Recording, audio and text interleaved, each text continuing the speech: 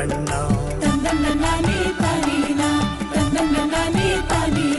ದನಕುರಿ ಮೇಕೆ ಕೋಳಿ ಹಂದಿ ಮೀನು ಸಹಜ ಕೃಷಿಯ ಮಾಡೋಣ. ಹೂವು ಹಣ್ಣು ಕಾಯಿ ಮೇವು ತಾಳೆ ಬೇವು ಸಮಗ್ರ ಕೃಷಿಯ ಮಾಡೋಣ.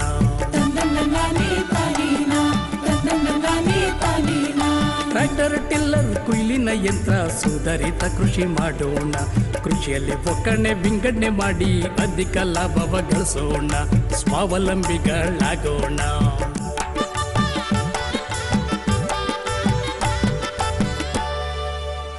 ಆತ್ಮೀಯ ಚಂದನ ವಾಹಿನಿಯ ವೀಕ್ಷಕರೇ, ತಮಗೆಲ್ಲರಿಗೂ ನಮಸ್ಕಾರ.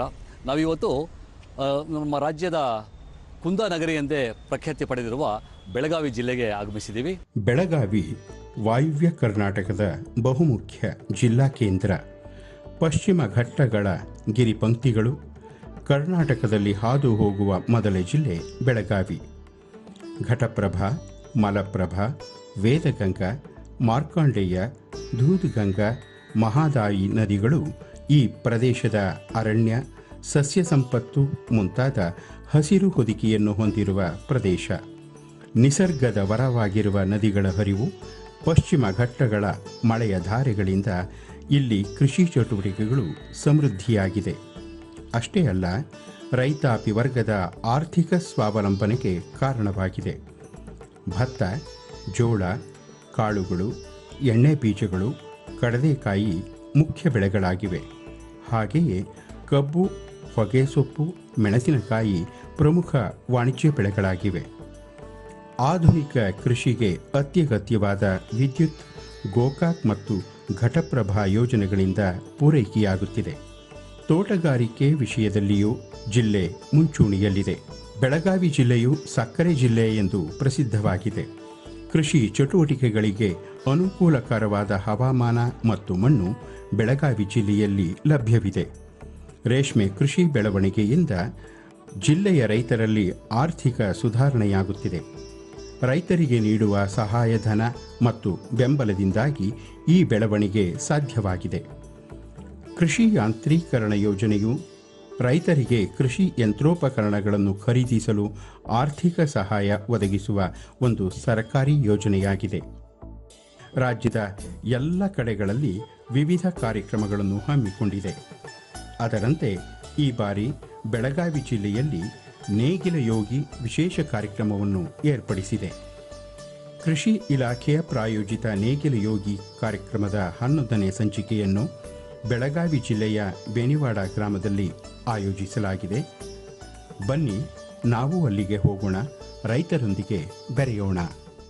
ಬನ್ನಿ ರೈತ ಬಂದವರೇ, ಈಗ ನಾವು ಹುಕ್ಕೇರಿ ತಾಲೂಕಿನ ಬೆಣಿವಾಡ ಗ್ರಾಮದಲ್ಲಿ ಬಸಯ್ಯ ಹಿರೇಮಠ್ ಅನ್ನುವರ ಒಂದು ಕಬ್ಬಿನ ಗದ್ದೆಯಲ್ಲಿ ಕೃಷಿ ಇಲಾಖೆಯ ಪ್ರಾಯೋಜಿತ ನೇಗಿಲ ಯೋಗಿ ಸರಣಿ ಕಾರ್ಯಕ್ರಮದ 11ನೇ ಸಂಚಿಕೆಯನ್ನು ಅಲ್ಲಿ ಆಯೋಜಿಸಿದ್ದಾರೆ.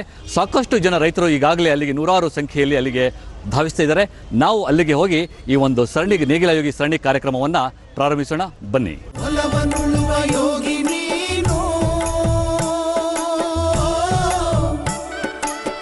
ನಾಡಿಗೆ ಜೀವ ತುಂಬೋ ಕಾಮಧೇನು.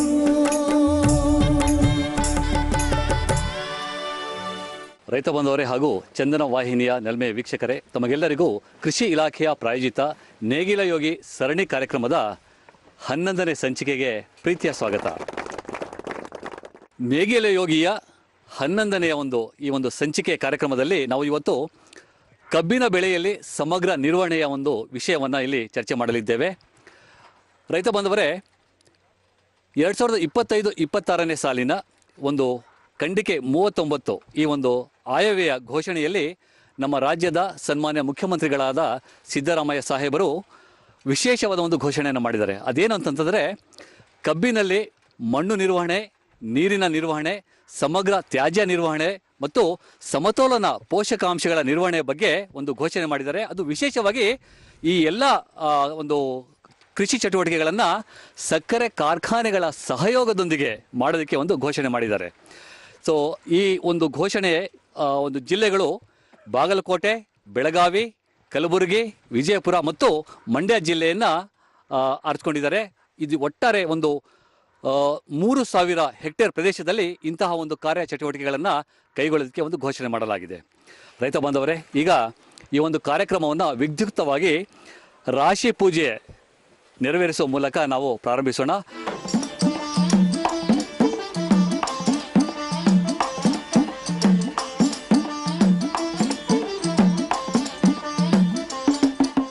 ಈ ಒಂದು ಕಬ್ಬು ಬೆಳೆಯಲ್ಲಿ ಸಮಗ್ರ ನಿರ್ವಹಣೆಯ ಬಗ್ಗೆ ಒಂದು ವಿಶೇಷ ಒಂದು ಉಪನ್ಯಾಸವನ್ನು ನೀಡೋದಕ್ಕೆ ಸಂಪನ್ಮೂಲ ವ್ಯಕ್ತಿಗಳಾಗಿ ನಮ್ಮೊಡನೆ ಡಾಕ್ಟರ್ ಸುನಿಲ್ ಕುಮಾರ್ ನೂಲಿಯವರು ಕಬ್ಬಿನ ಬಗ್ಗೆ ಒಂದು ವಿಶೇಷ ಕಾಳಜಿ ಮತ್ತು ತಜ್ಞರಾಗಿದ್ದಾರೆ. ಇವರು ಕಬ್ಬು ಸಂಶೋಧನಾ ಕೇಂದ್ರ ಸಂಕೇಶ್ವರದಿಂದ ಆಗಮಿಸಿದ್ದಾರೆ. ಅವರಿಗೆ ನಿಮ್ಮೆಲ್ಲರ ಪರವಾಗಿ ಸ್ವಾಗತವನ್ನು ಕೋರೋಣ. ಕರ್ನಾಟಕ 3ನೇ ಅತಿ ದೊಡ್ಡ ಕಬ್ಬು ಬೆಳೆಯುವಂತಹ ಪ್ರದೇಶ. ಆದ್ದರಿಂದ ಈಗ ಪ್ರತಿ ಎಕರೆಗೆ ಉತ್ಪಾದಕತೆ ಅಂತ ಏನು ಕರಿತೀವಲ್ಲ, ನಾವು ಪ್ರತಿ ಎಕರೆಗೆ ಎಷ್ಟು ಇಳುವರಿ ತೊಗೋತೀವಿ ಅದು ದಿನಕ್ಕೆ ದಿನ ಕಡಿಮೆ ಆಕ್ಕೋತ ಹೋಗ್ತಾ ಇದೆ. ನಾವು ಸರಾಸರಿ 30ರಿಂದ 35 ಟನ್ ಪ್ರತಿ ಎಕರೆಗೆ ಬಂದು ನಿಂತಿದ್ದೀವಿ. ಈಗ ಉತ್ಪಾದಕತೆ ಹೆಚ್ಚು ಮಾಡುವಂಥ ಒಂದು ಸನ್ನಿವೇಶ ನಮ್ಮ ಮುಂದದ. ಅದಕ್ಕಾಗಿ ನಾವು ಬಹಳಷ್ಟು ಕಬ್ಬಿನ ಬಗ್ಗೆ ಕಾಳಜಿ ವಹಿಸಬೇಕಾಗಿದೆ. ಕಬ್ಬಿನಲ್ಲಿ ಇಳುವರಿ ಕಡಿಮೆ ಆಗಲಿಕ್ಕೆ ಪ್ರಮುಖವಾದಂಥ ಕಾರಣಗಳೇನೆಂದರೆ, ಕಾರ್ಖಾನೆಗೆ ಹೋಗುವಂಥ ಕಬ್ಬಿನ ಸಂಖ್ಯೆ ಪ್ರತಿ ಎಕರೆಗೆ ಕಡಿಮೆ ಆಗ್ತಾಯಿದೆ. ಇದಕ್ಕೆ ಕಾರಣಗಳು ಭಾಳಷ್ಟು ಅದಾವೆ. ಒಂದು ಒಳ್ಳೆಯ ತಳಿಯನ್ನು ನಾವು ಆಯ್ಕೆ ಮಾಡೋಂಗಿಲ್ಲ, ಆಮೇಲೆ ಕಳಪೆ ಬೀಜವನ್ನು ತೆಗೆದುಕೊಂಡು ಬರ್ತೀವಿ, ಆಮೇಲೆ ರೋಗ ಮತ್ತು ಕೀಟ ರಹಿತವಾದಂಥ ಬೀಜ ಉಪಯೋಗಿಸ್ಬೇಕು, ಆದರೆ ನಾವು ರೋಗ ಕೀಟ ಸಹಿತವಾದಂಥದ್ದು ಉಪಯೋಗಿಸ್ತೀವಿ. ಆಮೇಲೆ ಕಳೆಗಳು ಭಾಳಷ್ಟು ಕಾಡ್ತಾ ಇದ್ದಾವೆ, ನೀರಿನ ನಿರ್ವಹಣೆ ಸರಿಯಾಗಿ ಮಾಡೋದಿಲ್ಲ. ಆಮೇಲೆ ಭಾಳಷ್ಟು ನಾವು ಏನು ತಪ್ಪು ಮಾಡ್ತೀವಿ ಅಂದರೆ, ಹೆಚ್ಚಿನ ಬೀಜ ಮತ್ತು ಹೆಚ್ಚಿನ ನೀರು, ಕಡಿಮೆ ಅಂತರ, ಇದು ಒಂದು ಮೂಲತತ್ವ ಇಟ್ಕೊಂಡು ನಾವು ಬೆಳೀತಾ ಇದ್ದೀವಿ. ಹಿಂಗಾಗಿ ಕಬ್ಬಿನ ಸಂಖ್ಯೆ ಪ್ರತಿ ಎಕರೆಗೆ ಕಡಿಮೆ ಆಗ್ತಾಯಿದೆ. ಕಬ್ಬಿನ ಸಂಖ್ಯೆ ಒಂದೇ ಕಡಿಮೆ ಆಗ್ತಾಯಿಲ್ಲ, ಕಬ್ಬಿನ ತೂಕನೂ ಕಡಿಮೆ ಆಗ್ತಾಯಿದೆ. ಕಬ್ಬಿನ ತೂಕ ಕಡಿಮೆ ಆಗಲಿಕ್ಕೆ ಕಾರಣ ಅಂದ್ರೆ ಪ್ರಮುಖವಾದಂಥದ್ದಂದ್ರೆ ಮಣ್ಣಿನ ಫಲವತ್ತತೆ. ಮಣ್ಣಿನ ಫಲವತ್ತತೆಯಲ್ಲಿರುವಂಥ ಸಾವಯವ ಇಂಗಾಲ ದಿನಕ್ಕೆ ದಿನ ಕಡಿಮೆ ಆಕೋತ ಹೊಂಟದ. ರಸಸಾರ ಕಳವಳಿಕಾರಿಯಾಗಿ ಹೆಚ್ಚಾಗ್ತಾಯಿದೆ. ಹೀಗಾಗಿ ನಮ್ಮ ಭೂಮಿ ಏನಾಗ್ತಾಯಿದೆ ಅಂದರೆ ಸವಳು ಜವಳು ಕರ್ಲಾಗಿ ಮಾರ್ಪಾಡಾಗ್ತಾಯಿದೆ. ಇದಕ್ಕೆ ಕಾರಣಗಳು ಭಾಳಷ್ಟು ಅದಾವೆ. ನಾವು ಸಮಯೋಚಿತವಾಗಿ ರಸಗೊಬ್ಬರಗಳನ್ನು ಸರಿಯಾದ ಪ್ರಮಾಣದಲ್ಲಿ, ಸರಿಯಾದ ಪದ್ಧತಿಯಲ್ಲಿ, ಸರಿಯಾದ ಪ್ರಮಾಣದಲ್ಲಿ ಉಪಯೋಗ ಮಾಡೋದಿಲ್ಲ. ಮತ್ತು ಇನ್ನೂ ಕೆಲವೊಂದು ಸಮಸ್ಯೆ ಅಂದರೆ, ನಾವು ಭಾಳಷ್ಟು ಯಾವಾಗ ಅದಕ್ಕೆ ಹಸಿ ಬೇಕು ಅಂತ, ತೇವಾಂಶ ಯಾವಾಗ ಬೇಕು ಅನ್ನೋದನ್ನು ತಿಳ್ಕೊಂಗಿಲ್ಲ. ಭಾಳಷ್ಟು ನೀರನ್ನು ಉಪಯೋಗ ಮಾಡ್ತೀವಿ. ಕಬ್ಬು ಇದು ನೀರಾವರಿ ಬೆಳೆ ಅಂತ ನಾವು ತಿಳ್ಕೊಂಡಿವಿ, ಆದರೆ ಇದು ನೀರಾವರಿ ಬೆಳೆ ಅಲ್ಲ. ಇದು ಸೂರ್ಯನ ಪ್ರಕಾಶಮಾನವನ್ನು ಭಾಳಷ್ಟು ಬೇಡುವಂಥ ಬೆಳೆ. ಇದಕ್ಕೆ ನಾವು ಬೆಳಕು ಮತ್ತು ಗಾಳಿಯನ್ನು ಕೊಟ್ಟರೆ ಭಾಳ ಚೆನ್ನಾಗಿ ಬೆಳೀತದೆ. ಆದ್ದರಿಂದ ಇಲ್ಲಿ ಕೆಲವೊಂದು ತಪ್ಪುಗಳನ್ನು ನಾವು ಮಾಡ್ತಾಯಿದ್ದೀವಿ. ಅವುಗಳನ್ನು ಸರಿದೂಗಿಸ್ಕೊಂಡು ಹೋದರೆ ಭಾಳಷ್ಟು ಒಳ್ಳೆಯ ಇಳುವರಿಯನ್ನು ಪಡಿಬೋದು. ಸಮಗ್ರ ಪೋಷಕಾಂಶಗಳ ನಿರ್ವಹಣೆ ಮತ್ತು ನೀರು ನಿರ್ವಹಣೆಯಲ್ಲಿ ಈ ಪೋಷಕಾಂಶಗಳನ್ನು ಮತ್ತು ನೀರನ್ನು ಸಮಗ್ರವಾಗಿ ಬಳಸುವಂಥ ಕೆಲಸ ನಾವು ಮಾಡಬೇಕು. ನೀವು ಒಂದೇ ಒಂದು ಮೂಲ ತತ್ವವನ್ನು ಬಿಡಬೇಕು.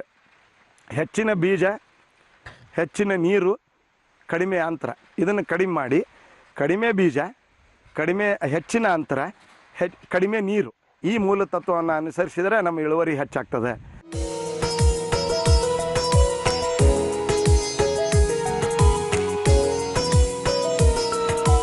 ಸಾಮಾನ್ಯವಾಗಿ ಕಬ್ಬು ಎಕರೆಗೆ 35ರಿಂದ 45 ಟನ್ ಇಳುವರಿಯನ್ನು ನಾವು ಪಡಿತಾ ಇದ್ದೀವಿ.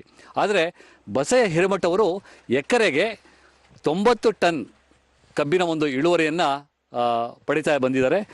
ಬನ್ನಿ ರೈತ ಬಂದವರೇ, ಅವರ ಕೃಷಿಕ ಒಂದು ಚಟುವಟಿಕೆಯನ್ನು ಮತ್ತು ಬರೀ ಕಬ್ಬು ಅಷ್ಟೇ ಅಲ್ಲ, ಬೇರೆ ಯಾವ್ಯಾವ ಒಂದು ಕೃಷಿ ಚಟುವಟಿಕೆಗಳನ್ನು ಕೈಗೊಂಡಿದ್ದಾರೆ ತಿಳ್ಕೊಳ್ಳೋಣ. ನಾನು 20 ವರ್ಷದಿಂದ ಒಕ್ಕಲ್ತನ ಮಾಡ್ತೇನೆ ರೀ. ಎಲ್ಲ ಕೃಷಿ ಇಲಾಖೆ ಜೋಡ ಎಲ್ಲಿ ಫಂಕ್ಷನ್ಗೆ ಹೇಳ್ತಾರೋ ಅಲ್ಲಿ ಹೋಗ್ತಾನೋ, ಎಲ್ಲ ರೈತರು ಏನು ಮಾಡ್ತಾರೋ ಅದನ್ನು ನೋಡ್ಕೋತೇನೆ ರೀ. ಅದೇ ಥರ ನಾನು ಇಲ್ಲಿ ಸಾಧ್ಯ ಆದಷ್ಟು ಮಟ್ಟಿಗೆ ಮಾಡ್ತಾನೋ. 120 ದಿವಸ ಅಂತರ್ ಬೆಳೆಯಾಗಿ ನಾ ಮಾಡ್ತೇನಂತ ಹೇಳ್ತೇನೆ ರೀ. ಇದಕ್ಕೆ 20 ಗುಂಟೆದಲ್ಲಿ ಸುಮಾರು 35,000 ರೂಪಾಯಿ ಅಂತರ್ ಬೆಳೆಯಾಗಿ ನಾ ತೆಗೆದೇನೆ ರೀ. ಖರ್ಚು 35,000 ರೂಪಾಯಿ ಬಂದೈತೆ ರೀ. ಕಂಪ್ಲೀಟ್ ಫ್ಯಾಕ್ಟ್ರಿಗೆ ಹೋಗೋ ತನ ಈ ಕಬ್ಬಿಗೆ 1 ರೂಪಾಯಿ ನನ್ನ ಕೈಲಿಂದ ನಾ ಹಾಕೋದಿಲ್ಲ ರೀ. ಬೇಕಾದ್ರೆ ನಾನು ಫೋಟೋಗಳು ಅದಾವೆ ರೀ, ಇಲ್ಲ ಇಲ್ಲಿ ಆಜು ಬಾಜು ಮಂದಿ ಎಲ್ಲ ಇರ್ತಾರೆ ರೀ, ಕ್ಲಿಯರ್ ಕೇಳ್ರಿ. ಮತ್ತು ಈಗ ಮಣ್ಣಿ 30 ಗುಂಟೆಯಲ್ಲಿ ಅವನಿ ಮಾಡ್ಯಾನ ರೀ. ರೈತರಿಗೆ ನಮಗೂ ತಿಳಿಬೇಕು ರೀ, ಬರೀ ಅವ್ರು ಹೇಳಿದಕ್ಕೆ ಹ್ಞೂ ಒಂದು ಗೋಣ ಅಳಿಗಾಡ್ಸಿ ಹೋಗೋದಲ್ರಿ ಅದ. ಈಗ ಸದ್ಯ ನೀವು ಪ್ಲಾಟ್ ಎಲ್ಲ ವಿಸಿಟ್ ಮಾಡಿರಿ, 30 ಗುಂಟೆ ಅದು ಒಳಗೆ ಆಗ್ತೈತೆ ರೀ ಕಬ್ಬು. ನಾ ಮಾಡಿ ಲವಣಿ ಮಾಡ್ಕೊಂಡ್ರಿ, ಅದ್ರೊಳಗೆ ಒಂದಣ್ಣಿ ಕ್ಯಾಬೇಜ್ ಹಚ್ಕೊಂಡ್ರಿ. ನಾ ನೋಡ್ರಿ, ವಿಚಾರ ಮಾಡಿರಿ, ನೀವು ಡಬಲ್ ಎಣ್ಣೆ ಹಚ್ಕೋಬೋದು ರೈತರು. ಒಂದಣ್ಣಿ ಹಚ್ಕೊಂಡ್ರಿ ಎಷ್ಟು ರೀ? 15,000 ತರ ಕೂತಿರಿ. ಅವು 50,000 ಗುತ್ತಿಗೆ ಕೇಳ್ರಿ, ಕೊಟ್ಟು ಬಿಟ್ಟಿನಿ. ಪಟ್ನ ಪವರ್ ಟೇಲರ್ ಐತ್ರಿ ನಂದು, ಅದನ್ನೆಲ್ಲ ಕಿತ್ತು ಹೋಗೋದು ಹರಿಗಿನ ರೀ. ಮೆತ್ತೆ ಒಂದು 30 ಕಿಲೋ ಹೋಗೋದಿನಿ ರೀ. ಸ್ವಲ್ಪ ಹುರಿತು ರೀ, ನಾನೇ ಕಿತ್ತು ಮಾರೀನಿ ರೀ. ಒಂದು ತಡೆ ಗುತ್ತಿಗೆ ಕೊಟ್ಟಿನಿ, ಅದು 12,000 ರೂಪಾಯಿ ಆಯ್ತು ರೀ. ಅಂದ್ರೆ ಮ್ಯಾಕ್ಸಿಮಮ್ 62,000 ರೂಪಾಯಿ ರೀ 4 ತಿಂಗಳಿನಾಗ ಇನ್ಕಮ್ ತೆಗೆದೀನಿ ರೀ ನಾ.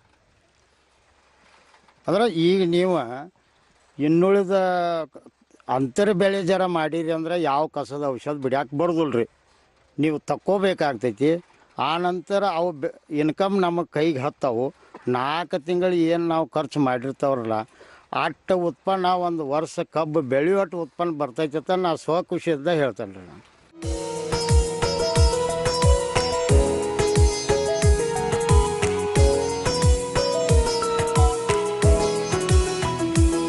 ಬೆಳಗಾವಿ ಜಿಲ್ಲೆಯ ಜಂಟಿ ಕೃಷಿ ನಿರ್ದೇಶಕರಾದಂತಹ ಡಾಕ್ಟರ್ HD ಕೋಳೆಕರ್ ಸಾಹೇಬರು ಸಹ ನಮ್ಮ ಒಂದು ಕಾರ್ಯಕ್ರಮದಲ್ಲಿ ಭಾಗಿಯಾಗಿದ್ದಾರೆ. ಸರ್, ತಾವು ಕೃಷಿ ಇಲಾಖೆ ವತಿಯಿಂದ ಈ ಒಂದು ವಿಶೇಷವಾಗಿ ಈ ಒಂದು ಕಬ್ಬಿನ ಒಂದು ಬೆಳೆಯಲ್ಲಿ ಬರುವಂತಹ ಒಂದು ಸವಾಲುಗಳಿಗೆ ಯಾವ ರೀತಿ ಪರಿಹಾರವನ್ನು ಕಂಡುಕೊಳ್ಬೋದು, ಈ ಒಂದು ಕುರಿತು ಸಂಕ್ಷಿಪ್ತವಾಗಿ ಮಾತಾಡಬೇಕು ಅಂತ ಹೇಳಿ ವಿನಂತಿ ಮಾಡ್ಕೊಳ್ತೇನೆ ಸರ್. ಕೃಷಿ ಇಲಾಖೆ ಮತ್ತು ಚಂದನ ವಾಹಿನಿಯವರು ಕೂಡಿ ಇವತ್ತೇನು ನಾವು ಸಂಚಿಕೆ ಮಾಡ್ತಾ ಇದ್ದೀವಲ್ಲ, ಇದು 11ನೇ ಸಂಚಿಕೆ. ಬೇರೆ ಬೇರೆ ಜಿಲ್ಲೆಗಳಲ್ಲಿ ಹೋಗಿ ಆ ಭಾಗದ ಮುಖ್ಯ ಬೆಳೆಗಳನ್ನು ಆರಿಸ್ಕೊಂಡು ಅಲ್ಲೇ ಹೊಲದಲ್ಲೇ ಹೋಗಿ ರೈತ ಬಾಂಧವರ ಒಂದು ಸಾಧನೆ ಆಗಿರಬಹುದು, ಎಲೆ ಮರಿ ಕಾಯಿ ಇರತಕ್ಕಂಥ ರೈತ ಬಾಂಧವರನ್ನ ಪರಿಚಯ ಮಾಡ್ತಕ್ಕಂಥದ್ದು, ಅವರ ಸಾಧನೆಗಳನ್ನು ಇಡೀ ರಾಜ್ಯಾದ್ಯಂತ ರೈತರಿಗೆ ಗೊತ್ತಾಗಲಿ ಅಂತಕ್ಕಂಥ ಉದ್ದೇಶದಿಂದ ಅವರ ಏನು ಸಾಧನೆ ಇದೆಯಲ್ಲ ಅದು ನೋಡಿ ಕಲಿ ಮಾಡಿ ತಿಳಿ ಈ ಒಂದು ಉದ್ದೇಶದೊಂದಿಗೆ ಈ ಒಂದು ಕಾರ್ಯಕ್ರಮವನ್ನು ಮಾಡ್ತಾ ಇದ್ದೇವೆ. ಭೂಮಿ ತಾಯಿ ಏನಂತಂದ್ರೆ, ಒಂದು ಕಾಳು ಹಾಕಪ್ಪ, ನನ್ನ ಒಡ್ಲಾಗ ಒಂದು ಕಾಳು ಹಾಕು, 1000 ನಾ ಕಾಳು ಕೊಡ್ತೀನಿ ಅಂತ ಹೇಳ್ತಾಳೆ. ಮತ್ತು ಕಾಳು ತಗೋ, ಉಳ್ದದೆಲ್ಲ ಪುಡಿ ಮಾಡಿ ನಾನು ಒಡ್ಲಾಗ ಹಾಕತ್ತೆ ಹೇಳ್ತಾಳೆ ಆಕಿ. ಅದನ್ನು ನಾವು ಮಾಡೋದಿಲ್ಲ. ಅದಕ್ಕೆ ಇಲಾಖೆ ವತಿಯಿಂದ ಏನು ಮಾಡ್ತಾ ಇದ್ದೀವಿ ಅಂದ್ರೆ ಅವೇರ್ನೆಸ್ ಕಾರ್ಯಕ್ರಮಗಳನ್ನು ಮಾಡಿ, ಈ ರೀತಿಯ ಕಾರ್ಯಕ್ರಮಗಳನ್ನು ಮಾಡಿ, ಮತ್ತು ಶುಗರ್ ಕೇಂದ್ರದಲ್ಲಿ ಈ ರೀತಿ ರೌದಿ ಸುಡಬಾರ ತಗೊಂಡು ಅಭಿಯಾನ ಮಾಡ್ತಾ ಇದ್ದೇವೆ. ಇನ್ನೊಂದು ಹೆಜ್ಜೆ ಮುಂದೆ ಹೋಗಿ ಶುಗರ್ ಕೇಂದ್ರದೊಳಗೆ ಒಂದು ಹೊಸ ತಂತ್ರಜ್ಞಾನ ಬಂದತಿ, ಆರ್ಟಿಫಿಷಿಯಲ್ ಇಂಟೆಲಿಜೆನ್ಸ್ ಅಂಥೇಳಿ. ಆರ್ಟಿಫಿಷಿಯಲ್ ಇಂಟೆಲಿಜೆನ್ಸ್ ಇನ್ ಶುಗರ್ ಕೇನ್ ಅಂತ ಮಾಡಿದ್ದಾರೆ. ಈ ಮಹಾರಾಷ್ಟ್ರದ ಬಾರಾಮತಿ ಒಳಗೆ ಒಂದು ಕೃಷಿ ವಿಜ್ಞಾನ ಕೇಂದ್ರ ಐತಿ. ಅಲ್ಲಿ ಭಾಳಷ್ಟು ಇದರ ಬಗ್ಗೆ ಸಂಶೋಧನೆ ಮಾಡಿದ್ದಾರೆ. ಅಲ್ಲಿ ನಾವು ನಮ್ಮ ರೈತರಿಗೆ, ನಮ್ಮ ಅಧಿಕಾರಿಗಳಿಗೆ ಕಳಿಸ್ತಾ ಇದ್ದೀವಿ. ಅಲ್ಲಿ ಹೋಗಿ ನೋಡ್ಕೊಂಡು ಬರಬೇಕು. 140 ಟನ್ 150 ಟನ್ ತೆಗೆದಾರ. AI ಮಾಡಿದಾರ. ಅವರು ಯಾವ ರೀತಿ ಮಾಡ್ಯಾರ? ಕರ್ತಕ ಬುದ್ಧಿಮತ್ತೆಯನ್ನು ನಾವು ಈ ಶುಗರ್ ಕೇಂದ್ರದಲ್ಲಿ ಕಬ್ಬನಾಗ ಹೆಂಗೆ ಅಳವಡಿಸ್ಕೋಬೇಕು ಅಂತಕೊಂಡು ಚಿಂತನೆ ಮಾಡ್ತಾ ಇದ್ದೇವೆ. ಈ ಒಂದು ಕಾರ್ಯಕ್ರಮದಲ್ಲಿ ಹಾಕ್ಕೊಂಡು 1.5 ಕೋಟಿ ಲೀಟರ್ ನೀರು ಬಳಸೋ ರೈತ 25 ಲಕ್ಷ ಬಳಸಬೇಕು. ಯಾವಾಗ ನೀರು ಹಾಸಬೇಕು, ಯಾವಾಗ ಗೊಬ್ಬರ ಕೊಡಬೇಕು ಅನ್ನತಕ್ಕಂಥದ್ದು ಮೊಬೈಲಿಗೆ ಮೆಸೇಜ್ ಬರ್ತದಂಥದ್ದು. ಕರ್ತಕ ಬುದ್ಧಿಮತ್ತೆ ಒಳಗೆ ನಿಮ್ಮ ಮೊಬೈಲಿಗೆ ಮೆಸೇಜ್ ಬರ್ತದೆ. ಸುಮ್ಮನೆ ನೀರು ಹಾಸಂಗಿಲ್ಲ. ನೀರು ಬೇಕಾದಾಗ ನೀರು ಸಾಯಿಲ್ ಸೆನ್ಸಾರ್ಸ್ ಕೊಡ್ತಾರೆ ಅವರು. ಅದರಲ್ಲಿ ಒಂದು ಸಾಯಿಲ್ ಸೆನ್ಸಾರ್ಸ್ ಇರ್ತಾವೆ. ಅದು ಮಣ್ಣಿನ ತೇವಾಂಶ ಹೇಳ್ತದೆ. ಯಾವ ಗೊಬ್ಬರ ಹಾಕಬೇಕು, ಯಾವಾಗ ಹಾಕಬೇಕು, ಯಾವೊಂದು ಪಟ್ಟಿ ಒಳಗೆ, ಒಂದು ಹೊಲದಲ್ಲಿ 10 ಎಕರೆ ಒಳಗೆ ಯಾವುದೋ ಒಂದು ಮೂಲ್ಯಾಗ ರೋಗ ಬಂದಿರ್ತದೆ, ಒಂದು ಕೀಡು ಬಂದಿರ್ತದೆ, ಸ್ಯಾಟಲೈಟ್ ಮೂಲಕ ನಿಮಗೆ ಮೆಸೇಜ್ ಬರ್ತದೆ. ಅದು ಕೂಡ ಮಾಡಲಿಕ್ಕೆ ಹೊಟ್ಟಿದ್ದೇವೆ. ಆಮೇಲೆ ನಮ್ಮಲ್ಲಿ ಕೃಷಿ ಸಂಜೀವನಿ ಅಂಥೇಳಿ ನಮ್ಮಲ್ಲಿ ಗಾಡಿ ಅದಾವೆ. ನಮ್ಮ ಬೆಳಗಾವಿ ಜಿಲ್ಲೆ ಒಳಗೆ 35 ರೈತ ಸಂಪರ್ಕ ಕೇಂದ್ರ ಅದಾವೆ. ಆ 35 ರೈತ ಸಂಪರ್ಕ ಕೇಂದ್ರದ ಪೈಕಿ 23 ರೈತ ಸಂಪರ್ಕ ಕೇಂದ್ರದಾಗ ಕೃಷಿ ಸಂಜೀವನಿ ಅಂತ ಹೇಳಿ ವೆಹಿಕಲ್ ಕೊಟ್ಟು ಅದರಲ್ಲಿ ಒಬ್ಬ ಅಧಿಕಾರಿ ಕೊಟ್ಟಿದ್ದೀವಿ, ತಾಂತ್ರಿಕ ಅಧಿಕಾರಿ. ಅವ ಒಂದು ಟೋಲ್ ಫ್ರೀ ನಂಬರ್ ಐತಿ. ಅದಕ್ಕೆ ನೀವು ಫೋನ್ ಮಾಡಿದ್ರೆ 24 ತಾಸಿನಾಗ ನಿಮ್ಮ ಹೊಲಕ್ಕೆ ಆ ಅಧಿಕಾರಿಗಳು ಬಂದು ಯಾವ ರೋಗ ಬಂದಿದೆ, ಯಾವ ಕೀಡು ಬಂದಿದೆ, ಈ ಸ್ಯಾಪ್ ಅಂಥೇಳಿ ಒಂದು ಮೊಬೈಲ್ ಆ್ಯಪ್ ಮಾಡಿದ್ದೆವು. ಇಲೆಕ್ಟ್ರಾನಿಕಲಿ ಸೊಲ್ಯೂಷನ್ ಫಾರ್ ಅಗ್ರಿಕಲ್ಚರಲ್ ಪೆಸ್ಟ್ ಅಂಥೇಳಿ ಮಾಡಿದ್ದೀವಿ. ಸುಮಾರು ಬೆಳಗಾವಿ ಜಿಲ್ಲೆ ಒಳಗೆ ಈ ವರ್ಷ ಇಲ್ಲಿವರೆಗೆ ಏಪ್ರಿಲ್ದಿಂದ ಇಲ್ಲಿವರೆಗೆ ಸುಮಾರು 80,000 ರೈತರ ಹೊಲಕ್ಕೆ ನಮ್ಮವರು ಭೇಟಿ ಕೊಟ್ಟಿದ್ದಾರೆ. 80,000 ರೈತರಿಗೆ ಮೆಸೇಜ್ ಕೂಡ ಕೊಟ್ಟಿದ್ದೀವಿ. ಯಾವ ರೋಗ ಬಂದದ, ಏನು ಕೀಡಿ ಬಂದದ, ಏನು ಹೊಡಿಬೇಕು, ತಂತ್ರಜ್ಞಾನ. ಈಗ ಈ ಹೊಸ ತಂತ್ರಜ್ಞಾನಕ್ಕೆ ನಾವು ಕೂಡ ಮಾರು ಹೋಗ್ಬೇಕ್ರಿ. ನಾವು ಕೂಡ ಮಾರು ಹೋಗಿ ರೈತರು ಕೂಡ ನಮ್ಮ ಜ್ಞಾನದ ಮಟ್ಟವನ್ನು ಹೆಚ್ಚು ಮಾಡಿಕೊಂಡು ತಂತ್ರಜ್ಞಾನವನ್ನು ಕೃಷಿ ಒಳಗೆ ಬಳಸಿ ಕೃಷಿಯನ್ನು ಕೂಡ ಒಂದು ಉದ್ಯೋಗ ಅನ್ನತಕ್ಕಂಥದ್ದನ್ನು ತೋರಿಸ್ಲಿಕ್ಕೆ ಸಾಧ್ಯ ಐತಿ. ಇದರ ಜೊತೆಗೇ ಕೃಷಿ ಇಲಾಖೆ ವತಿಯಿಂದ ಏನಪ್ಪ ಅಂತಂದ್ರೆ ಇವತ್ತು ಗುಣಮಟ್ಟದ ಬೀಜ ಕೊಡ್ತಾ ಇದ್ದೇವೆ. ಗುಣಮಟ್ಟದ ಬೀಜ ಕೊಡ್ತಕ್ಕಂಥ ಕೆಲಸ ಮಾಡ್ತಾ ಇದ್ದೇವೆ. ಔಷಧಿ ಕೊಡ್ತಕ್ಕಂಥ ಕೆಲಸ ಮಾಡ್ತಾ ಇದ್ದೇವೆ. ಇವೆಲ್ಲ ಸಲಕರಣೆಗಳನ್ನು ಕೊಡ್ತಕ್ಕಂಥ ಕೆಲಸ ಮಾಡ್ತಾ ಇದ್ದೇವೆ. ಡ್ರಿಪ್ ಕೊಡ್ತಕ್ಕಂಥ ಕೆಲಸ ಮಾಡ್ತಾ ಇದ್ದೇವೆ. ಶುಗರ್ ಕೇನ್ ಹಾರ್ವೆಸ್ಟರ್ ಕೊಡ್ತಕ್ಕಂಥ ಕೆಲಸ ಮಾಡ್ತಾ ಇದ್ದೇವೆ. ಎಲ್ಲಕ್ಕಿಂತ ಮಿಗಿಲಾಗಿ ಯಾವುದು ಮುಖ್ಯಪ್ಪ ಅಂತಂದ್ರೆ ಈ ರೀತಿಯ ತರಬೇತಿಗಳನ್ನು ಮಾಡಿ ಅರ್ಭಾವಿಗಳಿರ್ತಕ್ಕಂಥ ತರಬೇತಿ ಕೇಂದ್ರ ಆಗಿರ್ಬೋದು, ನಿಮ್ಮ ಊರುಗಳಿಗೆ ಬಂದು ನಮ್ಮ ಅಧಿಕಾರಿಗಳು ವಿಜ್ಞಾನಿಗಳು ಬಂದು ತಾಂತ್ರಿಕ ಜ್ಞಾನ ಕೊಡ್ತಕ್ಕಂಥ ಕೆಲಸ ಮಾಡ್ತಾ ಇದ್ದೀವಿ. ಈ ಸಬ್ಸಿಡಿ ಕೊಡ್ತೇವೆ. ಅದರ ಜೊತೆಗೆ ಏನಪ್ಪ ಅಂದ್ರೆ ಹೊಸ ತಂತ್ರಜ್ಞಾನ, ಹೊಸ ತಳಿಗಳು, ಎಲ್ಲಿ ತಪ್ಪು ಮಾಡ್ತಾ ಇದ್ದೀವಿ, ಹೆಂಗೆ ಮಾಡಬೇಕಾಗಿತ್ತು ಅನ್ನತಕ್ಕಂಥದ್ದನ್ನು ರೈತ ಬಾಂಧವರು ಏನಪ್ಪ ಅಂತಂದ್ರೆ ಯಥಾವತ್ತಾಗಿ ಹೊಸ ತಂತ್ರಜ್ಞಾನವನ್ನು ರೈತರ ಮನೆ ಬಾಗಿಲಿ ಮುಟ್ಟಿಸ್ತಕ್ಕಂಥ ಕೆಲಸ ಮಾಡ್ತಾ ಇದ್ದೇವೆ. ರೈತರನ್ನು ಕರ್ಕೊಂಡು ಹೋಗಿ ಬೇರೆ ಕಡೆ ತೋರಿಸ್ತಕ್ಕಂಥ ಕೆಲಸ ಮಾಡ್ತಾ ಇದ್ದೇವೆ. ಈ ಬಸಯ್ಯ ಹಿರೇಮಠ ಅವರ ಹೊಲದಾಗಿ ಹೋಗ್ಬೋದು, ಬೇರೆ ಕಡೆ ಆತ್ಮ ಸ್ಕೀಮ್ನಾಗ ನಿಮಗೆ ಬೇರೆ ಬೇರೆ ಕಡೆ ಕರ್ಕೊಂಡು ಹೋಗಿ ಕೃಷಿ ವಿಜ್ಞಾನ ಕೇಂದ್ರ ಆಗಿರ್ಬೋದು, ಒಳ್ಳೆ ರೈತರಾಗಿರ್ಬೋದು, ಸಾಧಕ ರೈತರಾಗಿರ್ಬೋದು, ಅಂಥವ್ರಿಗೆ ಕರ್ಕೊಂಡು ಹೋಗಿ ನಾವು ನಿಮ್ಮ ಜ್ಞಾನದ ಮಟ್ಟ ಹೆಚ್ಚು ಮಾಡಬೇಕು, ನೀವು ಕೂಡ ನೋಡಬೇಕು, ನೀವು ಕೂಡ ಮಾಡಿ ತಿಳ್ಕೊಬೇಕಂತ ತಿಳ್ಕೊಂಡು ಪ್ರಯತ್ನವನ್ನು ಮಾಡ್ತಾ ಇದ್ದೇವೆ ಕೃಷಿ ಇಲಾಖೆ ವತಿಯಿಂದ.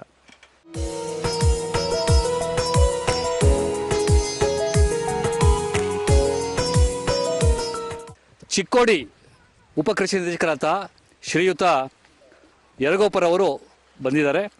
ಅವರು ಈ ಒಂದು ಭಾಗದ ಮಳೆ ಬೆಳೆ ಪರಿಸ್ಥಿತಿ ಹೇಗಿದೆ, ರೈತರ ಕುರಿತು ಒಂದೆರಡು ಮಾತಾಡಬೇಕು ಅಂತ ಹೇಳಿ ಕೇಳ್ಕೊಳ್ತೀನಿ. ಬೆಳಗಾವಿ ಜಿಲ್ಲೆ ಒಟ್ಟಾರೆಯಾಗಿ ನಾವು ಮುಂಗಾರಲ್ಲಿ 7,50,000 ಹೆಕ್ಟರ್ಗಿಂತ ಹೆಚ್ಚು ಪ್ರದೇಶದಲ್ಲಿ ವಿವಿಧ ಬೆಳೆಗಳನ್ನು ನಾವು ಬೆಳೀತಾ ಇದ್ದೀವಿ. ಅದರಲ್ಲಿ 3,25,000 ಹೆಕ್ಟರ್ಗಿಂತ ಹೆಚ್ಚು ಭಾಗದಲ್ಲಿ ಪ್ರದೇಶದಲ್ಲಿ ಈ ಒಂದು ಕಬ್ಬಿನ ಬೇಸಾಯವನ್ನು ಮಾಡ್ತಾಯಿದ್ದೀವಿ. ಉಳಿದಂಥ ಕ್ಷೇತ್ರಗಳಲ್ಲಿ ಮೆಕ್ಕೆಜೋಳ, ಸೋಯಾ ಅವರೆ, ಸಜ್ಜೆ ಹೀಗೆ ಬೇರೆ ಬೇರೆ ಬೆಳೆಗಳನ್ನು ನಾವು ಬೆಳೆದ ಅದು ಮುಖ್ಯವಾಗಿ ಏಕದಳ ಇರ್ಬೋದು, ಇವತ್ತು ದ್ವಿದಳ ಇರ್ಬೋದು, ಎಣ್ಣೆಕಾಳು ಇರ್ಬೋದು ಮತ್ತು ವಾಣಿಜ್ಯ ಬೆಳೆಗಳನ್ನು ಈ ಒಂದು ಜಿಲ್ಲೆಯಲ್ಲಿ ನಾವು ಬೆಳೀತಾ ಇದ್ದೀವಿ. ಈ ಬೆಳಗಾವಿ ಜಿಲ್ಲೆಯ ಒಂದು ಮಳೆಯ ಪರಿಸ್ಥಿತಿ ನಾವು ಅವಲೋಕನ ಮಾಡಿದಾಗ ನಮ್ಮ ಸರಾಸರಿ ಮಳೆ 826 ಮಿಲಿಮೀಟರ್ ಒಂದು ವರ್ಷದ ವಾಡಿಕೆ ಮಳೆ. ಇಲ್ಲಿಯವರೆಗೆ ಸೆಪ್ಟೆಂಬರ್ವರೆಗೆ ನಮ್ಮ ವಾಡಿಕೆ ಮಳೆ 646 mm ವಾಡಿಕೆ ಮಳೆ ಇದೆ. ಅದರಲ್ಲಿ ಇಲ್ಲಿಯವರೆಗೆ ನಾವು 849ರಷ್ಟು ಮಳೆಯನ್ನು ಈಗಾಗಲೇ ನಾವು ಸ್ವೀಕರಿಸಿದ್ದೇವೆ. ಸುಮಾರು 38% ಹೆಚ್ಚು ಮಳೆಯನ್ನು ನಾವು ಈ ಸಲ ಬೆಳಗಾವಿ ಜಿಲ್ಲೆಯಲ್ಲಿ ಪಡೆದುಕೊಂಡಿದ್ದೇವೆ. ಇದರಿಂದಾಗಿ ಬೆಳೆಗಳ ಸ್ಥಿತಿ ಉತ್ತಮವಾಗಿದೆ, ಚೆನ್ನಾಗಿದೆ. ಬೆಳೆಗಳು ಈಗಾಗಲೇ ಮುಂಗಾರು ಬೆಳೆಗಳು ಕಟಾವು ಹಂತಿಗೆ ಬರ್ತಾ ಇದ್ದವು. ಇವತ್ತು ಸೋಯಾ ಇರ್ಬೋದು, ಮೆಕ್ಕೆಜೋಳ ಇರ್ಬೋದು, ಈಗಾಗಲೇ ಕಟಾವು ಪ್ರಾರಂಭ ಆಗಿದೆ. ಇನ್ನು ಕೆಲವೇ ತಿಂಗಳಲ್ಲಿ ಕಬ್ಬು ಸಹ ಕಟಾವಿಗೆ ಬರ್ತಾ ಇದೆ. ಇದು ನಮ್ಮ ಬೆಳಗಾವಿ ಜಿಲ್ಲೆಯ ಒಟ್ಟಾರೆ ಒಂದು ಹವಾಮಾನ ಪರಿಸ್ಥಿತಿ. ಕೃಷಿ ಅಂತಂದ್ರೆ ಇದು ಕಲೆ, ವಿಜ್ಞಾನ ಮತ್ತು ವಾಣಿಜ್ಯಗಳ ಮಹಾಸಂಗಮ. ಇದು ರೈತನಾದವನಿಗೆ ಈ ಕೃಷಿಯಲ್ಲಿ ಕಲೆಯನ್ನು ಬಳಕೆ ಮಾಡಿಕೊಂಡು ಯಾವ ರೀತಿ ನಾನು ವ್ಯವಸಾಯ ಮಾಡಬೇಕು, ವಿಜ್ಞಾನವನ್ನು ಬಳಕೆ ಮಾಡಿಕೊಂಡು ಯಾವ ರೀತಿ ನಾನು ವ್ಯವಸಾಯವನ್ನು ಮಾಡಬೇಕು, ಅದೇ ರೀತಿಯಾಗಿ ವಾಣಿಜ್ಯ ವ್ಯವಹಾರ ಅಂದರೆ ಕೃಷಿಯೇ ಉದ್ಯಮ, ರೈತನೇ ಉದ್ಯಮಿ ಅಂತಕ್ಕಂಥ ಪರಿಕಲ್ಪನೆಯನ್ನು ನಾವೆಲ್ಲರೂ ರೈತ ಬಂಧುಗಳು ಇಟ್ಕೊಳ್ಬೇಕಾಗತ್ತೆ. ಇಲ್ಲದೆ ಹೋದರೆ ನಾನು ಬೆಳಿತೀನಿ, ಬೆಳೆದಂಥ ಮಾಲುಗಳನ್ನು ಯಾವ ಮಾರುಕಟ್ಟೆಗೆ ಯಾವ ಸಮಯದಲ್ಲಿ ನಾನು ಯಾವ ಮಾರುಕಟ್ಟೆ ಮಾರಾಟ ಮಾಡಬೇಕಂತಕ್ಕಂಥ ತಿಳುವಳಿಕೆ ನಮ್ಮಲ್ಲಿ ಇಲ್ಲಂದ್ರೆ ನಾನು ಮಾಡಿದಂಥ ಎಲ್ಲ ಕೃಷಿ ವ್ಯರ್ಥ ಆಗುತ್ತೆ. ಆದ್ದರಿಂದ ನಾ ಈ 3 ಅವಗಳನ್ನು ತಿಳ್ಕೊಬೇಕಾಗತ್ತೆ. ಸಾವಯವ ಕೃಷಿಗೆ ನಾವೆಲ್ಲ ಒತ್ತು ಕೊಡಬೇಕಾಗಿದೆ. ಇವತ್ತು ವಿಶೇಷವಾಗಿ ಈ ಸಲ ಮಾನ್ಯ ಮುಖ್ಯಮಂತ್ರಿಗಳು ಕರ್ನಾಟಕ ಸರ್ಕಾರ ಒಂದು ಹೊಸ ಯೋಜನೆಯನ್ನು ಘೋಷಣೆ ಮಾಡಿದ್ದಾರೆ. ಕಬ್ಬಿನಲ್ಲಿ ಮಣ್ಣು, ನೀರು ಮತ್ತು ಈ ಕಬ್ಬಿನ ರವದೆಯನ್ನು ಸಮರ್ಪಕವಾಗಿ ಬಳಕೆ ಮಾಡೋದು. ಕಬ್ಬಿನ ರವದೆಯನ್ನು ಬಳಕೆ ಮಾಡೋದು ಕಬ್ಬಿನ ರವದೆ ಸುಡುವಂಗಿಲ್ಲ, ಕಬ್ಬಿನ ರವದೆ ಸುಡಬೇಡಿ, ಸಾವಯವ ಕೃಷಿ ಬಿಡಬೇಡಿ ಅಂತಕ್ಕಂಥ ಪರಿಕಲ್ಪನೆಯನ್ನು ನಾವೆಲ್ಲರೂ ತಲೆ ಇಟ್ಕೋಬೇಕಾಗತ್ತೆ. ನಾವು ಮಣ್ಣಿಗೆ ನಾವು ಕಬ್ಬಿನ ರವದೆ ಬೆಂಕಿ ಹಚ್ಚಿದ್ರೆ ಅದು ನಮ್ಮ ಭೂಮಿ ತಾಯಿಗೆ ಬೆಂಕಿ ಹಚ್ಚಿದಂಗೆ. ಸಾಕಷ್ಟು ಸೂಕ್ಷ್ಮ ಜೀವಿಗಳು ಇರ್ತವೆ, ಅವೆಲ್ಲವೂ ಸತ್ತು ಹೋಗುತ್ತೆ. ಅದು ಸತ್ತು ಹೋದರೆ ನಾವೇನು ಬೆಳಿಲಿಕ್ಕೆ ಆಗಲ್ಲ. ಆ ದೃಷ್ಟಿಕೋನದಲ್ಲಿ ರೈತ ಬಂಧುಗಳು ಈ ಮಣ್ಣನ್ನು ಯಾವ ರೀತಿ ನಿರ್ವಹಣೆ ಮಾಡಬೇಕು, ನೀರನ್ನು ಯಾವ ರೀತಿ ನಿರ್ವಹಣೆ ಮಾಡಬೇಕು ಮತ್ತು ಈ ಕಬ್ಬಿನ ರವದಲ್ಲಿ ಯಾವ ರೀತಿ ನಿರ್ವಹಣೆ ಮಾಡಬೇಕು ಅಂತಕ್ಕಂಥದ್ದನ್ನು ನಾವೆಲ್ಲರೂ ಗಂಭೀರವಾಗಿ ಚಿಂತನೆ ಮಾಡಬೇಕಿದೆ.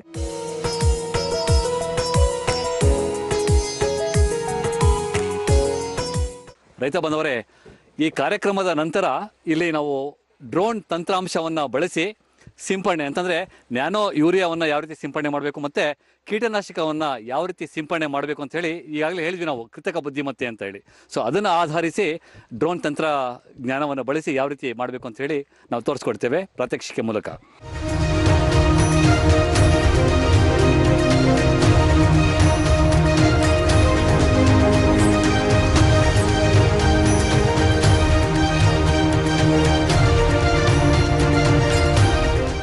ರೈತ ಬಂದವರೇ, ಈಗ ಮುಕ್ತವಾಗಿ ಒಂದು ಚರ್ಚೆ ಮಾಡುವ ಒಂದು ಸಮಯ. ಇವತ್ತು ನನ್ನ ಪ್ರಶ್ನೆ, ಬದಲಾದ ಬೆಳೆಯಲು ಬರ್ತಂಥ ವ್ಯವಸ್ಥೆಯಲ್ಲಿ ಈ ಡ್ರೋನ್ ಇದರಿಂದ ಬೆಳೆ ಮಾಡ್ಬೇಕಂತ ಪರಿಸ್ಥಿತಿ ಬಂದಿದೆ. ಯಾಕಂದ್ರೆ ಕೂಲಿ ಕಾರ್ಮಿಕ ಕೊರತೆಯಿಂದ ಬಂದಿದೆ. ನಮಗೂ ಅದನ್ನ ಮಾಡೋ ಶಕ್ತಿ ಇರೋ ಸಲುವಾಗಿ ಈಗ ಏನ್ ಮಾಡ್ಬೇಕಂದ್ರೆ ಯಾವ ರೀತಿ ಅದನ್ನ ಡ್ರೋನ್ ಉಪಯೋಗ ಮಾಡಬೇಕು, ಆ ಡ್ರೋನ್ ಉಪಯೋಗ ಮಾಡಬೇಕು ಸರ್ಕಾರದಿಂದ ಅಥವಾ ಟ್ರೈನಿಂಗ್ ಕೊಡ್ತಾರೋ ಅಥವಾ ನಾವು ರೈತರಿಗೆ ನಾವು ಇಲ್ಲಿ ಬೇರೆ ಖಾಸಗಿ ಟ್ರೈನಿಂಗ್ ತಗೊಂಡು ಬರ್ಬೇಕಂತ ನಮ್ಮ ಪ್ರಶ್ನೆ ಇರ್ತದೆ. ಡ್ರೋನ್ ಬಳಕೆ ಬಗ್ಗೆ ನಿಮ್ಗೆ ಹೇಳ್ಬೇಕಂದ್ರೆ ನಮ್ಮಲ್ಲಿ ಒಂದು ಕೃಷಿ ವಿಶ್ವವಿದ್ಯಾಲಯದಲ್ಲಿ ರಾಷ್ಟ್ರೀಯ ಕೃಷಿ ವಿಕಾಸ ಯೋಜನೆ ಒಳಗೆ ಒಂದು ಡ್ರೋನ್ ಪ್ರಾಜೆಕ್ಟ್ ಅದ. ಮೊನ್ನೆ ರಾಯಚೂರು ವಿಶ್ವವಿದ್ಯಾಲಯದಲ್ಲಿ, ಅದರಲ್ಲಿ ಗುಲ್ಬರ್ಗಾ ವಿಶ್ವವಿದ್ಯಾಲಯದಲ್ಲಿ ಪೈಲಟ್ಗಳ ಬಗ್ಗೆ ಒಂದು ಯಾವ ರೀತಿ ಪೈಲಟ್ ಅದರ ಒಂದು ಟ್ರೈನಿಂಗ್ ಕೊಟ್ಟಿವಿ. ಅದೇ ರೀತಿ ವಿಶ್ವವಿದ್ಯಾಲಯ ಧಾರವಾಡದಲ್ಲಿನೂ ಆಯೋಜನೆ ಮಾಡೋರಿದ್ದೀವಿ. ಆಮೇಲೆ ಬೆಳಗಾವಿನಲ್ಲಿ ಕೆಲವೊಂದು NGOಗಳು, ನಾನ್ ಗೌರ್ಮೆಂಟ್ ಆರ್ಗನೈಸೇಷನ್, ಅವರು ಸಹ ಪೈಲಟ್ ಪ್ರಾಜೆಕ್ಟನ್ನು ಮಾಡ್ತಾ ಇದ್ದಾರೆ. ಮತ್ತು ನಿಮ್ಗೆ ಇನ್ನೊಂದು ಹೇಳ್ಬೇಕಂದ್ರೆ, ನೀವು ಡ್ರೋನ್ ಬಗ್ಗೆ ಕೇಳಿದಿರಂತೆ. ಈಗಾಗಲೇ ಇಲ್ಲಿ ಸುತ್ತಮುತ್ತಲಿರೋರು, ಈ ಹುಕ್ಕೇರಿ ತಾಲೂಕು ಮತ್ತು ಹುಕ್ಕೇರಿ ತಾಲೂಕಿನಲ್ಲಿರುವಂಥ ಎಲ್ಲ ಬ್ಯಾಂಕ್ನವರು ಮುಂದೆ ಬಂದಾರ ಈಗ ಅದಕ್ಕೆ ಸಾಲ ಕೊಡಲಿಕ್ಕೆ, ಡ್ರೋನ್ ನೀವು ಪರ್ಚೇಸ್ ಮಾಡಲಿಕ್ಕೆ. ಆ ಪ್ರಾಜೆಕ್ಟನ್ನು ನಾವೇ ಬರೆದು ಕೊಟ್ಟಿವಿ. ಕೃಷಿ ಸಂಶೋಧನಾ ಕೇಂದ್ರ ಶಂಕೇಶ್ವರ ನಾನೇ ಬರೆದು ಕೊಟ್ಟಿನಿ. ನೀವು ಆ ಪ್ರಾಜೆಕ್ಟನ್ನು ನಮ್ಮಲ್ಲಿ ಇಸ್ಕೊಂಡು ಅದಕ್ಕೊಬ್ಬರು ಸಹಿಬೇಕು ವಿಜ್ಞಾನಿಗಳದ್ದು, ಅಂದರೆ ರೆಕಮೆಂಡೇಶನ್ ಆದರೆ ಅವರು ಅತಿ ಕಡಿಮೆ ಬೆಲೆಯಲ್ಲಿ ನಿಮ್ಗೆ ಡ್ರೋನ್ಗಳನ್ನು ಕೊಡುವಂಥ ವ್ಯವಸ್ಥೆಯನ್ನು ಮಾಡ್ತಾಯಿದ್ದಾರೆ. ಕಬ್ಬಿನಲ್ಲಿ ಗೊಣ್ಣೆ ಹುಳ ಮತ್ತು ಬಿಳಿ ಉಣ್ಣೆ ರೋಗದ ನಿರ್ವಹಣೆಗಾಗಿ ನಿಮ್ಮ ಹತ್ರ ಭಾಳಷ್ಟು ಯೂರಿಯಾ ಗೊಬ್ಬರ ಹಾಕೋದ್ರಿಂದ ಇದು ಹೆಚ್ಚಿನ ಪ್ರಮಾಣದಲ್ಲಿ ಈಗ ಕಾಣಿಸ್ಲಿಕ್ಕತ್ತದ ಎಲೆಗಳ ಮೇಲೆ. ಇದು ಮೊದಲು ನೀವು ಅಗಲ ಅಂತರ ಸಾಲಿನಾಗ ಕಬ್ಬು ಬೆಳೆದ್ರೆ ಭಾಳ ಕಡಿಮೆ ಬರ್ತದೆ, ಗಾಳಿ ಆಡಬೇಕು ಚೆನ್ನಾಗಿ, ಅದು ಆಡಿದ್ರೆ ಬರೋದಿಲ್ಲ. ಆಮೇಲೆ ಬೀಜವನ್ನು ನೀವು ಬೀಜೋಪಚಾರ ಮಾಡಿ ಬಿಡ್ತಿದ್ರೆ, ಆಮೇಲೆ ನಾಟಿ ಮಾಡುವಾಗ, ಆಮೇಲೆ ಭಾಳಷ್ಟು ಇದಕ್ಕೆ ನೀವು ದಂಡಿಗೆ ಬಂದಿರ್ತದೆ ಫಸ್ಟ್, ನೀವು ಸುತ್ತಮುತ್ತಲೂ ಬರ್ತದೆ, ಒಮ್ಮೆ ಒಳಗೆ ಬರೋದಿಲ್ಲ. ಅವಾಗ ನೋಡಿ ಅದನ್ನು ನಿರ್ವಹಣೆಗೆ ಒತ್ತು ಕೊಟ್ರೆ ಅಂದ್ರೆ ಭಾಳ ಒಳ್ಳೆಯದಾಗ್ತದೆ. ಈಗ ಏನು ಬಂದದಲ್ಲ, ನೀವು ಮಾರ್ಕೆಟ್ನಲ್ಲಿ ಒಂದು ಎಸ್ಪೇಟ್ ಅಂತೇಳಿ ಸಿಗ್ತದೆ, ಅಥವಾ ಇನ್ನೊಂದು ಎಸ್ಪೇಟ್ ಪ್ಲಸ್ ಇಮಿಡಾಕ್ಲೋಪಿಡ್ ಮಿಕ್ಸ್ ಇದ್ದಿದ್ದು ಸಿಗ್ತದೆ ಕೆಮಿಕಲ್.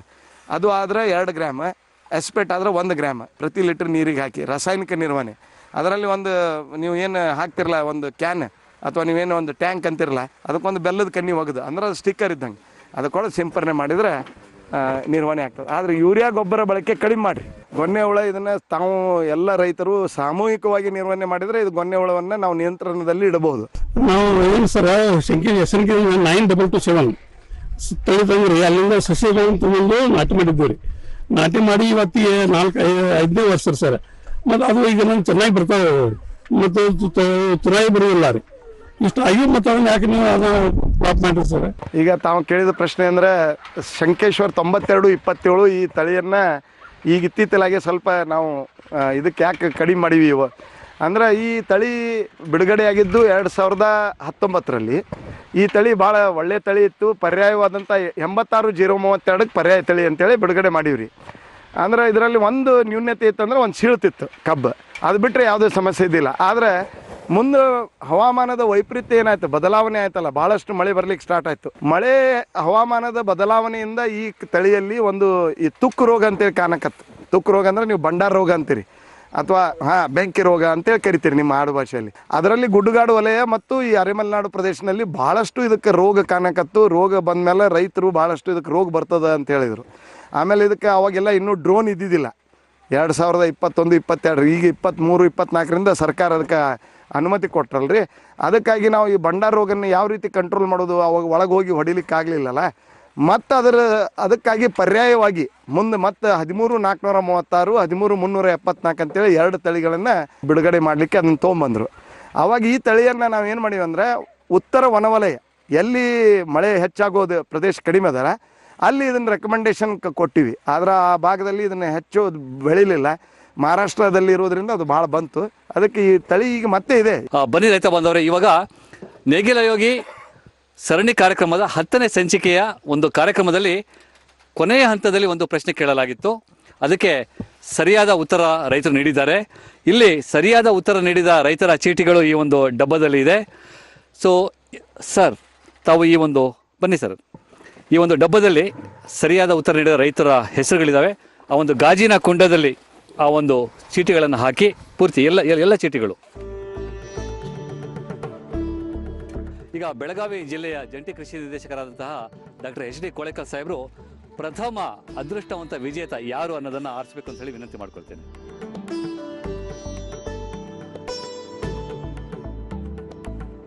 ಕೆಂಡಗಣ್ಣ ಸ್ವಾಮಿ, ದೂರ ಗ್ರಾಮ, ಜಯಪುರ ಹೋಬಳಿ, ಮೈಸೂರು ಜಿಲ್ಲೆ ಪ್ರಥಮ ವಿಜೇತ. ಎಲ್ಲರೂ ಚಪ್ಪಾಳೆಯ ಮೂಲಕ ಅವರಿಗೆ ಅಭಿನಂದನೆಗಳನ್ನು ಸಲ್ಲಿಸೋಣ. ಓರ್ವ ರೈತ ಮಹಿಳೆಯವರಿಂದ 2ನೇ ಅದೃಷ್ಟವಂತ ವಿಜೇತರು ಯಾರು ನೋಡೋಣ. ನಾರಾಯಣ ಅಣ್ಣಿಗೇರಿ, ಧಾರವಾಡ, ಇವರು 2ನೇ ಅದೃಷ್ಟವಂತ ವಿಜೇತರು.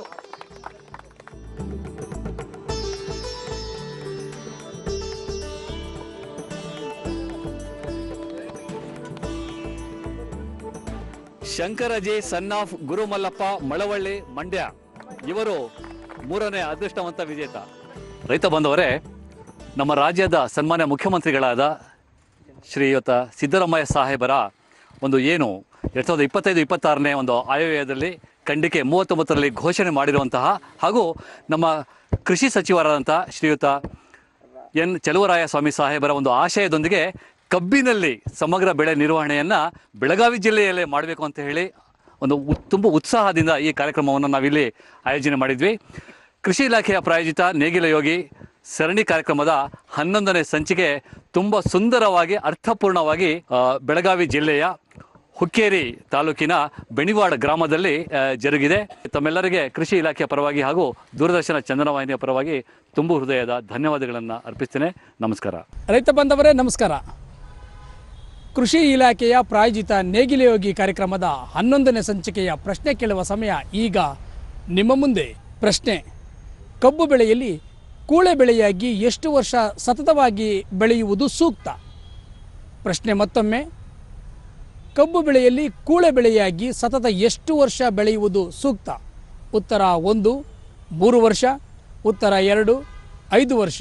ಉತ್ತರ ಕಳುಹಿಸಲು ನಮ್ಮ ವಾಟ್ಸಪ್ ಸಂಖ್ಯೆ 9480118811. ವಾಟ್ಸಪ್ ಸಂಖ್ಯೆ ಮತ್ತೊಮ್ಮೆ 9480118811. ಉತ್ತರ ಕಳುಹಿಸಲು ಇಂದು ರಾತ್ರಿ 8 ಗಂಟೆವರೆಗೆ ಮಾತ್ರ ಅವಕಾಶ. ಕಳಿಸ್ತಿರಲ್ಲ? ನಮಸ್ಕಾರ. ನೇಗಿಲ ಉಳುಮೆ ಬಿತ್ತುವ ಕಾಯಕ, ಗೊಬ್ಬರ ನೀರು ಕಳೆಗಳ ನಾಶ. ನೇಗಿಲ ಉಳುಮೆ ಬಿತ್ತುವ ಕಾಯಕ, ಗೊಬ್ಬರ ನೀರು ಕಳೆಗಳ ನಾಶ. ಕೊಯ್ಲು ಒಕ್ಕಣೆ ಮಾರಾಟ ಮಾಹಿತಿಯ ಕೃಷಿ ದರ್ಶನ. ಕೃಷಿ ದರ್ಶನ, ಕೃಷಿ ದರ್ಶನ, ಕೃಷಿ ದರ್ಶನ. ದನ ಕುರಿ ಮೇಕೆ ಕೋಳಿ ಮೀನು, ಸಹಜ ಬೇಸಾಯ ಸಮಗ್ರ ಕೃಷಿಯು. ದನ ಕುರಿ ಮೇಕೆ ಕೋಳಿ ಮೀನು, ಸಹಜ ಬೇಸಾಯ ಸಮಗ್ರ ಕೃಷಿಯು.